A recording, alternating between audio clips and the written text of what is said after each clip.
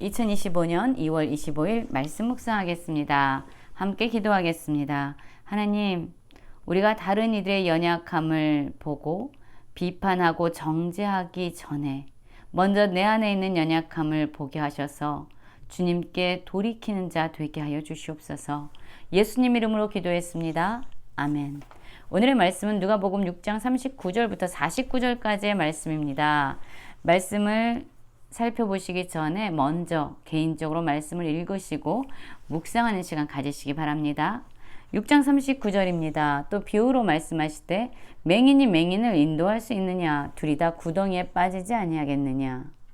제자가 그 선생보다 높지 못하나 무릇 온전하게 된 자는 그 선생과 같으리라 라는 말씀으로 시작하고 있습니다. 여러분, 맹인은 누구입니까? 앞을 볼 수 없는 사람들이죠.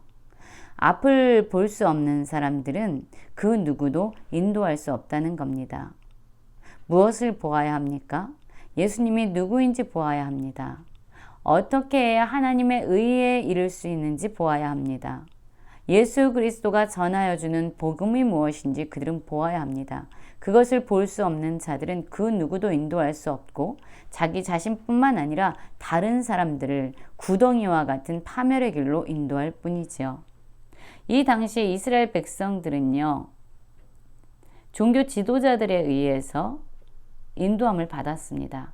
그런데 바리새인이나 서기관들과 같은 종교 지도자들은요, 예수님이 전하여 준 그 복음을 통해서 하나님의 구원에 이르는 것이 아니라 율법을 열심히 지키고 행함으로 자기의 의로움으로 종교적인 습관과 또한 종교적인 관습을 열심히 수고하고 애쓰며 행함으로 말미암아 구원에 이를 수 있다라고 믿었습니다.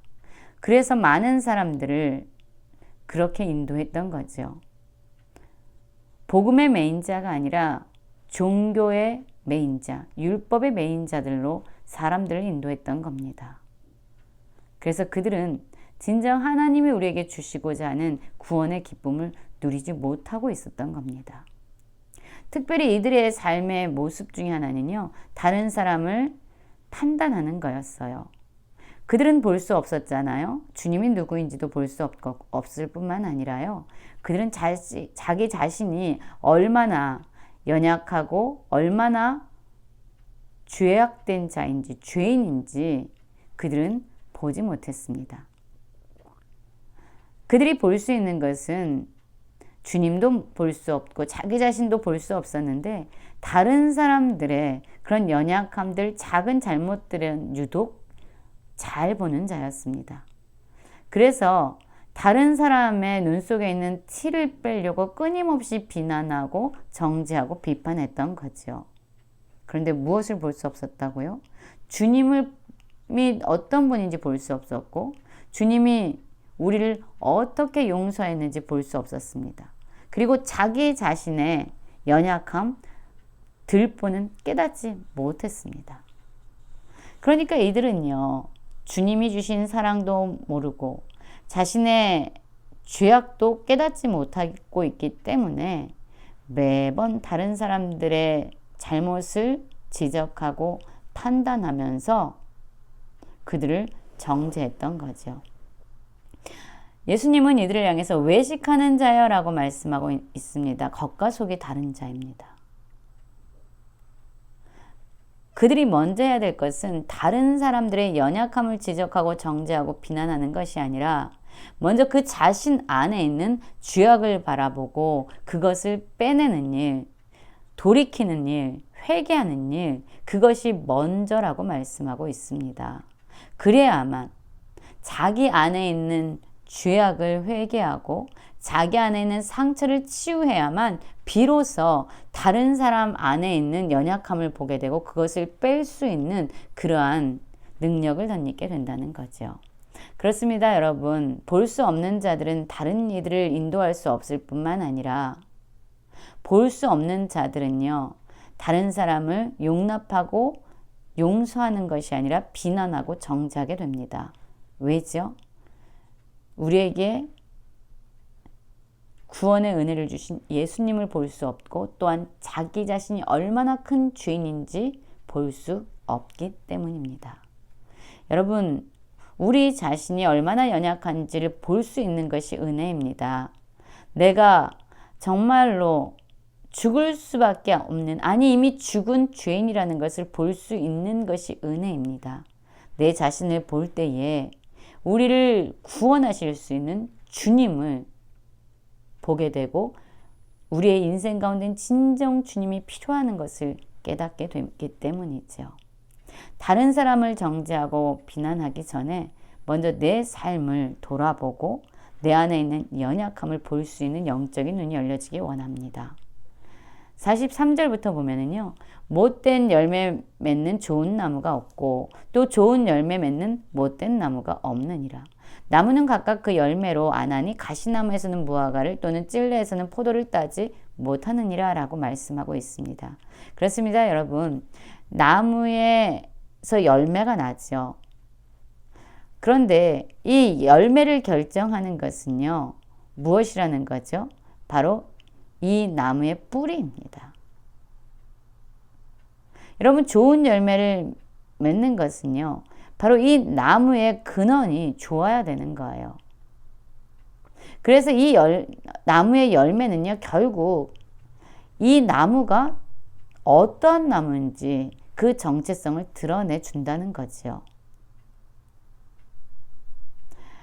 그러면서 45절에 예수님은 이렇게 말씀합니다. 선한 사람은 마음에 쌓은 선에서 선을 내고 악한 자는 그 쌓은 악에서 악을 내나니 이는 마음에 가득한 것을 입으로 말함이라. 여러분, 사람도 그렇습니다. 사람 안에, 마음 안에 있는 것이요, 결국 입술을 통해서 선포되어지는 거예요. 아무리 말을 조심하고 한다고 할지라도요, 어느 순간에 이 사람의 마음이 그의 입술을 통해서 나타나게 됩니다. 그래서 우리의 말을 바꾸기 위해서는요, 무엇을 바꿔야 되냐면 사실 우리의 마음을 바꿔야 되는 거죠. 우리의 마음이 예수님이 오셔서 예수님이 주인 되실 때 비로소 우리의 마음은 변화되고 우리의 입술의 말도 바뀌는 거예요. 우리의 마음이 바로 우리의 정체성을 드러내는 겁니다. 여러분, 우리는 어떤 입술의 열매를 맺고 있습니까? 우리가 입술에서 선포하는 것들이 사실 우리의 마음 안에 담겨 있는 것들이 아닙니까? 입술의 말들을 고치기 원한다면 우리의 마음을 바꿔야 합니다. 그러나 우리의 마음은 내 힘으로 바꿀 수 있는 것이 아니라 내 마음의 주인이 바뀔 때 가능하죠. 예수님이 내 삶의 주인이 되실 때 우리는 우리의 입술의 모든 말들을 바꿀 수 있습니다. 나무도 그렇습니다. 여러분, 좋은 나무가 되기 위해서 어떻게 해야 되죠? 가지가 접붙여져야 됩니다. 좋은 나무에 접붙여질 때에 이 가지에서 좋은 열매가 맺어집니다. 우리가 예수 그리스도에게 붙어 있을 때 비로소 우리는 좋은 열매를 맺는 그러한 존재로 서게 될 것입니다. 46절 보면 예수님은 이렇게 말씀합니다. 너희는 나를 불러 주여 주여 하면서도 어찌하여 내가 말하는 것을 행하지 않느냐. 여러분, 우리가 예수님을 부를 때 참으로 주님, 주님, 주여, 주여 하면서 부를 때가 많지요. 그런데 예수님은요, 입술로만 주여, 주여 하는 사람들, 그들을 인정하지 않고 계세요. 예수님을 정말로 주님이라고 인정하는 자들은요, 입술의 고백뿐만 아니라 삶의 행함 속에서도 예수님이 주인 되심을 인정하는 삶을 살아가야 된다는 거죠. 여러분, 우리는 어떻습니까? 입술로는 예수님을 주님, 주여 하면서 우리의 삶은 내가 주인이 되어 살아가고 있지는 않습니까? 내 감정, 내 생각, 내 계획이 주님의 말씀보다 더 앞서 나가고 있지는 않습니까? 예수님은요, 내 말을 듣고 행하는 자마다 누구와 같은 것을 너희에게 보이리라. 듣는 데서 그치는 것이 아니라 행하는 자가 되어야 된다고 말씀합니다. 그러면서요.